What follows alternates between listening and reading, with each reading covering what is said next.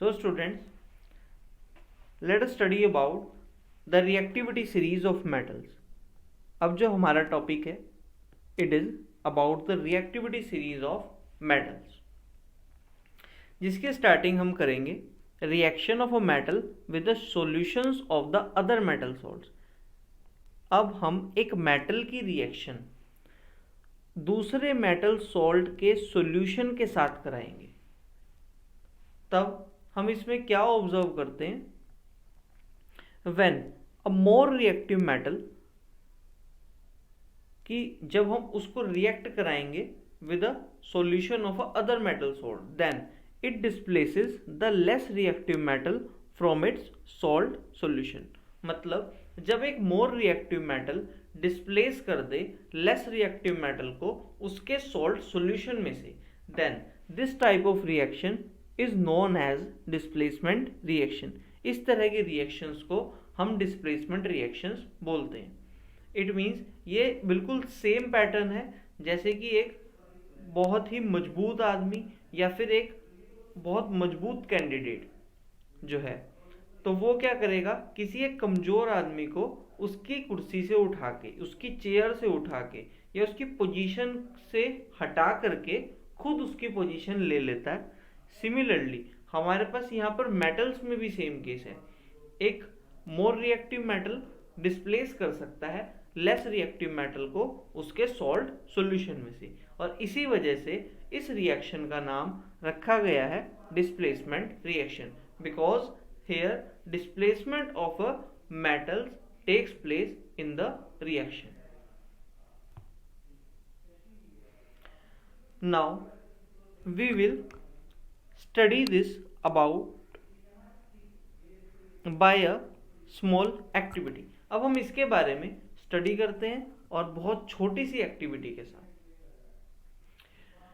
यहाँ पर हमारा क्या एम रहेगा, to compare the reactivity of the metals. मतलब हमें मेटल्स की रिएक्टिविटी को कंपेयर करना है। And what will be the procedure here, the procedure is that take a clean wire of a copper and an iron nail. हमने क्या किया, एक क्लीन वायर ली कॉपर की, एंड इसी के साथ हमने एक आयरन नेल भी ली, और 2 टेस्ट ट्यूब्स और 2 test tube Lee.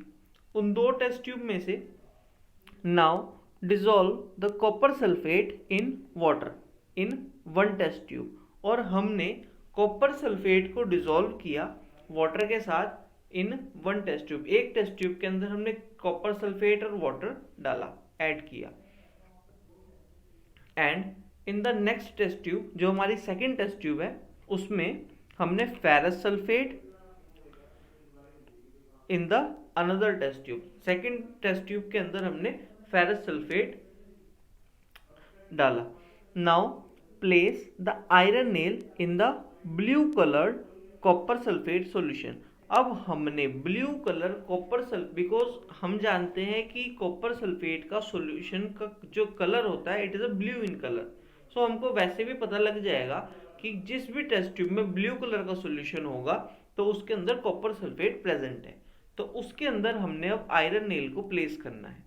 Place the iron nail in a blue coloured copper sulphate solution with the help of a thread, एक थ्रेड की हेल्प से, and a copper wire in the greenish colour ferrous sulphate solution, और copper wire को हमने place किया in a green colour of a ferrous sulphate solution, because जो हमारा ferrous sulphate solution का कलर होता है वो ग्रीन कलर का होता है।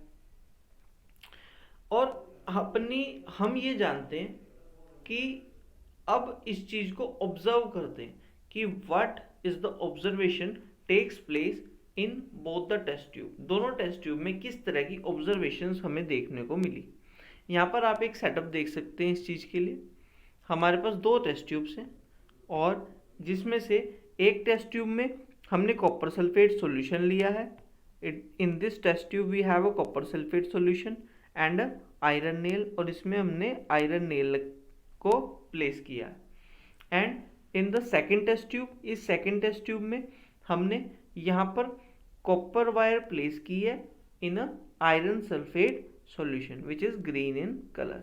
ये वाला सॉल्यूशन ग्रीन कलर का होता है और जो कॉपर सल्फेट सॉल्यूशन होता है it is blue in colour, ये ब्लू कलर का होता है। Then what will be the observation, इसकी ऑब्जर्वेशन क्या रही उसको देखते हैं। Here we observe that the blue color of the copper sulfate solution has faded. It means जो ब्लू कलर है कॉपर सल्फेट सॉल्यूशन का वो धीरे धीरे फेड हो गया एंड बिकम्स ग्रीनिश, और वो ग्रीन कलर का में कन्वर्ट हो गया। और the green colour of the solution is due to, अभी जो ग्रीन कलर आया सॉल्यूशन में वो किस वजह से आया, it is due to the formation of iron sulphate, ये आयरन सल्फेट की फॉर्मेशन की वजह से आया। इट मींस हमारी जो फर्स्ट टेस्ट ट्यूब है उसमें जो ब्लू कलर है उसकी जगह जो आयरन नेल है उसकी रिएक्शन की वजह से इट मींस आयरन ने कॉपर को उसके सोल्ट सॉल्यूशन में से डिस्प्लेस कर दिया, और उसके सोल्ट सॉल्यूशन से जैसे ही आयरन ने उसको डिस्प्लेस किया then the blue colour faded and the green colour हमने ऑब्जर्व किया। So therefore we can say that copper is displaced by iron, और a reddish brown coating is formed on the surface of a iron nail, और iron nail के ऊपर एक reddish brown coating आ जाएगी। So the reaction is represented by the chemical reaction. इसके लिए अगर हम केमिकल रिएक्शन देखेंगे, here we have iron plus CuSO4, it means Fe plus CuSO4 gives FeSO4 plus Cu, it means iron plus copper sulphate gives copper sulphate plus iron. यहाँ पर displacement reaction हुई, but the greenish colour, लेकिन जो हमारी second test tube है उस second test tube में जो हमने ऑब्जर्व किया कि जो ग्रीनिश कलर को फेरस सल्फेट का था वो चेंज नहीं हुआ, it do not change, that means that no reaction takes place. It means उस सेकेंड टेस्ट ट्यूब में हमारे पास कोई भी रिएक्शन नहीं हुई। नाउ अगर हम कंक्लूजन ऑफ द एक्टिविटी के बारे में बात करें, so this activity shows that iron metal is more reactive than a copper metal, कि जो आयरन है ये ज़्यादा रिएक्टिव मेटल है by copper, and due to this इसने क्या किया, डिस्प्लेस कर दिया कॉपर को फ्रॉम इट सॉल्ट